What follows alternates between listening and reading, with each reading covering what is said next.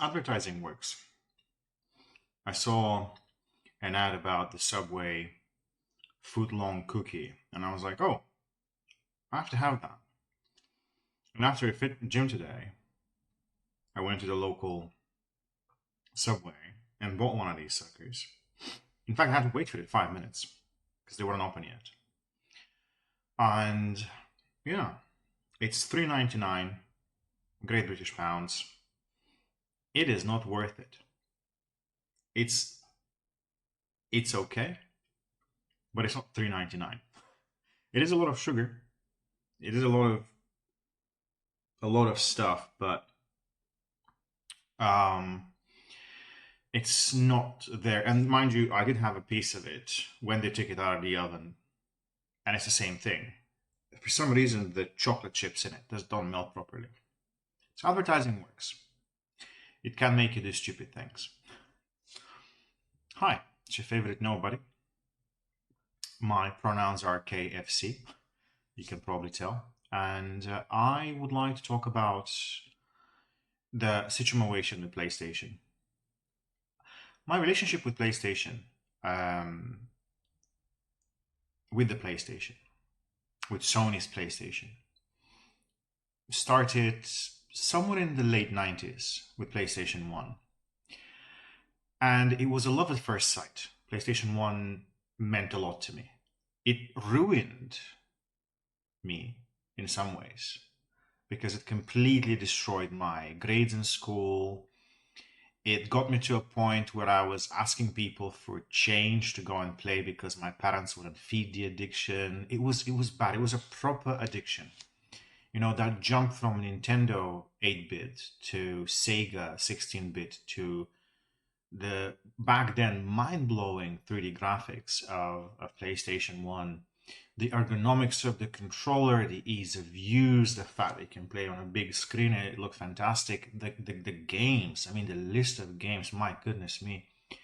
You had your Final Fantasies and your Metal Gears and your FIFAs and Colin McRae's and Tekken and Resident Evil and Silent Hill. That sucker had games galore, and not just, you know, nowadays games, so many things fall under the category, but are they compared to what we used to have back in the good old bad days of this?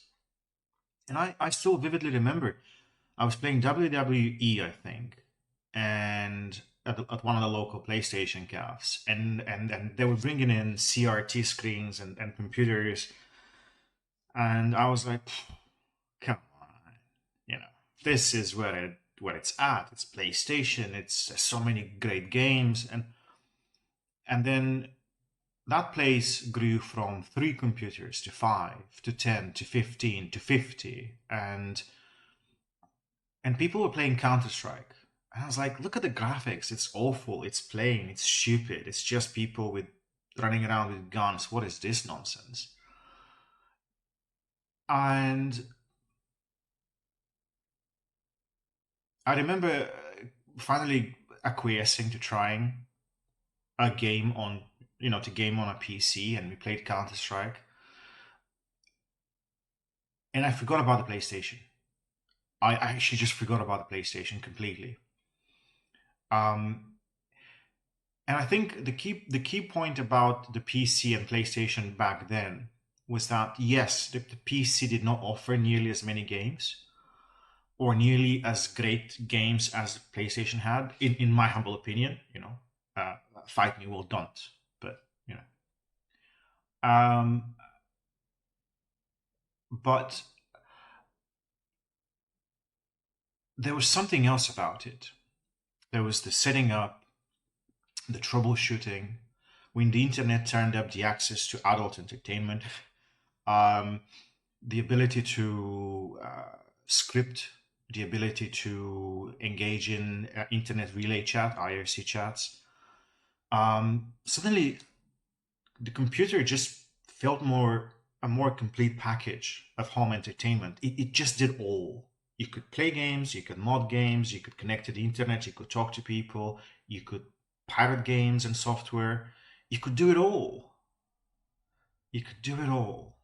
And it was beyond just gaming for me. It became the thing that I just enjoyed immersing myself in. And nowadays it is what I do for a living, what I excel at in a way. And I forgot about the PlayStation. This camera is gonna fall. Yeah, I completely forgot about it. Oh yeah. Oh, I'll just leave it here. See if it falls. Whoa, it does want to fall.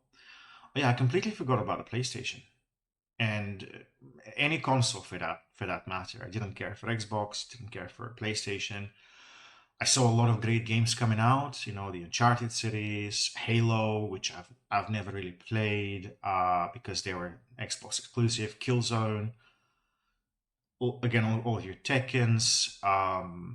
Until very recently, most Final Fantasies. There was just a lot of fantastic games coming out on PlayStation and Xbox.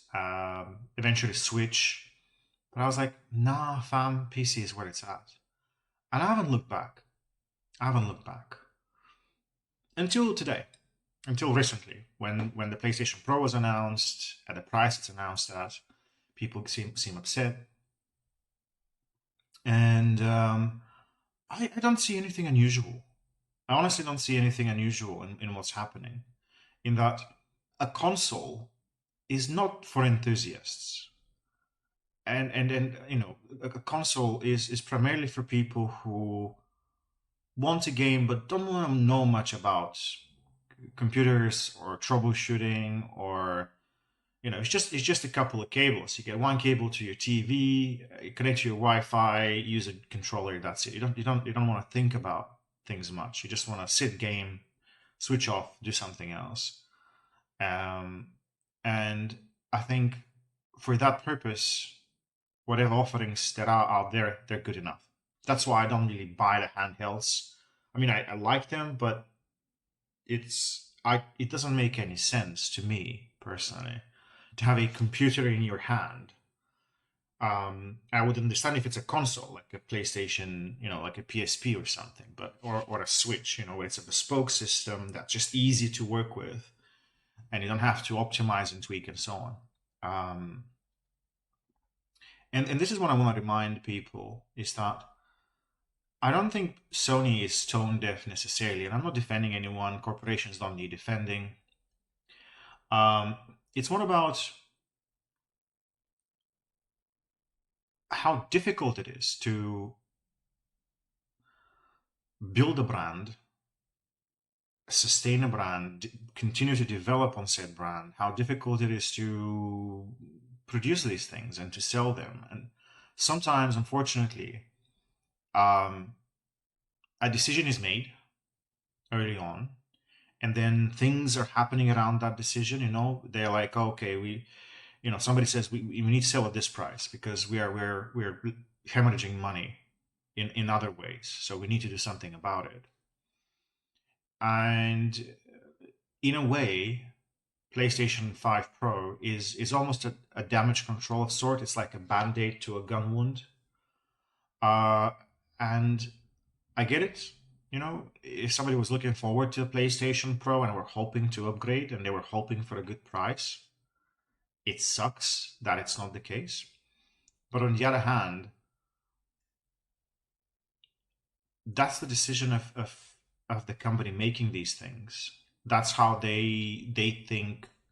That's how much they think it should cost. That's how much they think it costs them and to make. And quite frankly, we don't have to buy. We simply don't have to buy. We don't have to upgrade. We don't have to agree with any of it. We just don't have to. And I know some people are invested and emotional. They're attached to a brand and they want to see the brand succeed. They want to see the brand do exactly as the people buying into it and supporting the brand. They want to see it. They want to have a relationship with a corporation, which is unfortunately, I'm not saying it's impossible, but it's very difficult to achieve, and it's not impossible because those, the bigger the fan base, the more difficult it is to find what the average is of that. The more difficult it is to sit and brainstorm what the average person wants from from their stuff. And some might say, yeah, heavy-handed, just drop the price, sell at a loss, and take one to the chin. Sony has money; they're never going to run out of money, really. But that's heavy-handed. And if anything, I've noticed with Japanese corporations, they just don't give in to such things. We see with Nintendo, we see with other brands, they just plow through difficult times. They just push on through. And this kind of stubbornness is a double-edged blade. Sometimes it works in their advantage. More often than not, you're just being stubborn for the sake of being stubborn. But again, this is a corporation. A lot of people work there. A lot of people sit and brainstorm these things. And that adds latency to decisions. In a sense, it's lagging. Or it looks, again, it seems stone deaf. On the other hand, it's probably a method to the madness. That's probably how they see it.